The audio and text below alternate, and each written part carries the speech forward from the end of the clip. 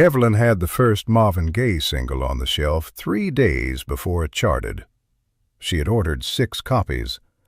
By the end of the week, she had none and was calling the distributor for more. That had happened twice in her 12 years of running the store.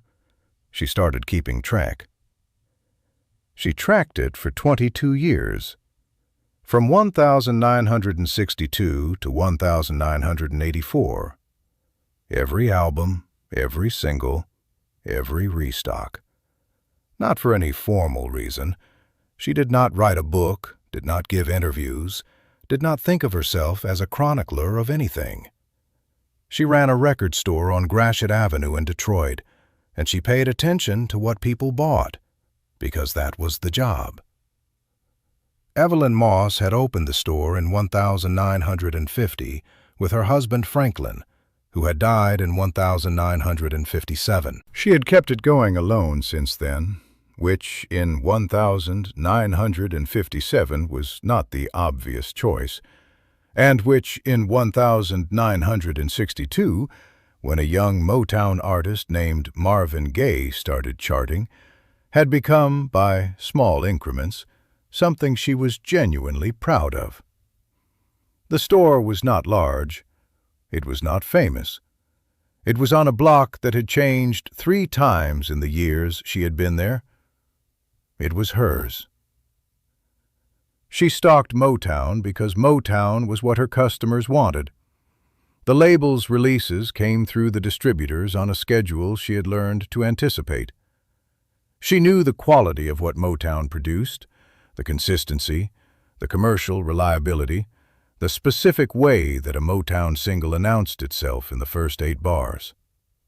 She was not sentimental about music in the way that people who do not have to sell it sometimes are.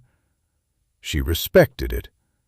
She understood it as something that people needed the way they needed other things, and she provided it at a fair price. Marvin Gaye was different from the other Motown artists she stocked, and she knew it before the sales confirmed it. There was something about the way people reacted when a Marvin Gaye record was playing in the store. A specific quality of attention, a pause in conversation, a tendency to stand in the aisle longer than necessary. She noticed this the first time it happened with Stubborn Kind of Fellow in 1962, and she noticed it every time thereafter.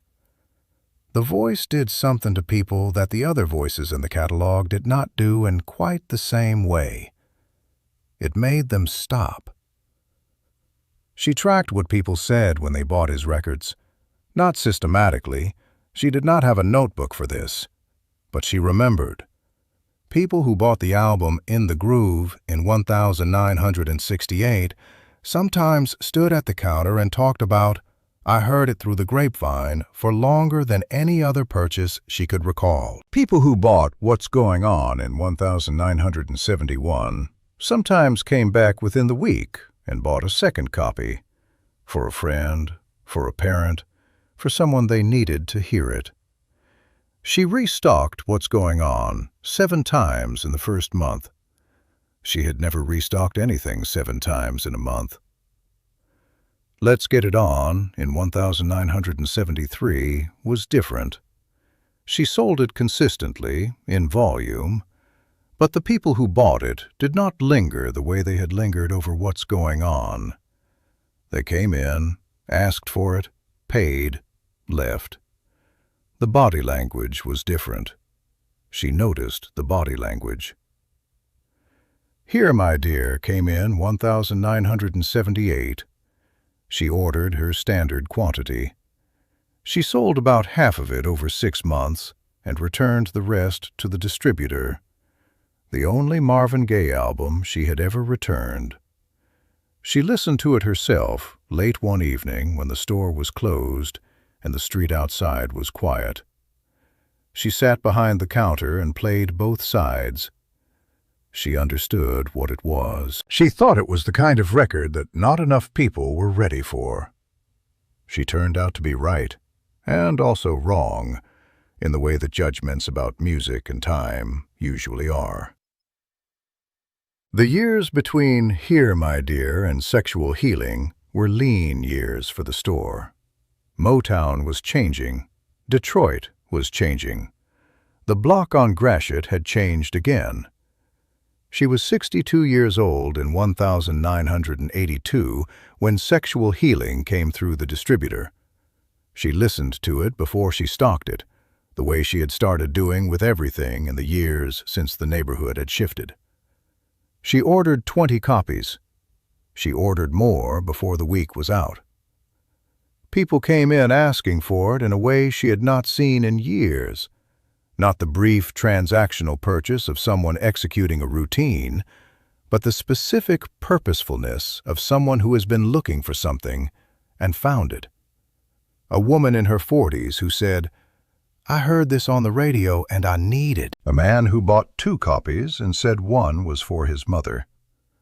A teenager who spent 7 minutes at the listening station and came to the counter looking slightly changed.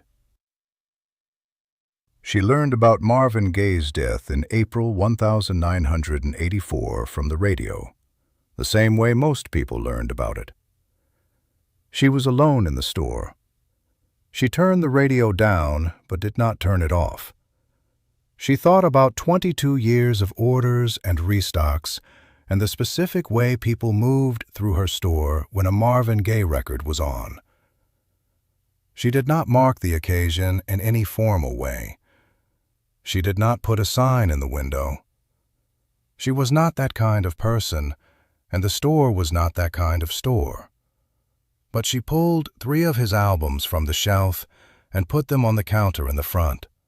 Not for sale, just there, where people could see them when they walked in. She left them there for a week. Nobody asked why they were on the counter. People who came in picked them up, looked at the covers, set them back down. A few people bought albums she did not have on the counter, pulled from the stacks by the gravity of knowing he was gone. She restocked twice that week. She closed the store in 1989, sold the inventory at a discount, sold the fixtures, handed back the lease. She kept 3 records for herself: What's Going On?, Let's Get It On, and Here, My Dear. She could have kept more. Those were the ones she took. 22 years of paying attention. 6 copies to start. 7 restocks in a month. A double album that she half returned. 20 copies of Sexual Healing, then more. A woman in her 40s who said she needed it. A teenager who came to the counter looking changed. She had not been a fan in the way that fans describe themselves. She had been something more useful. Someone who watched what his music did to people. From a register counter on Gratiot Avenue for most of his working life. She saw all of it. She kept most of it to herself. That was the job.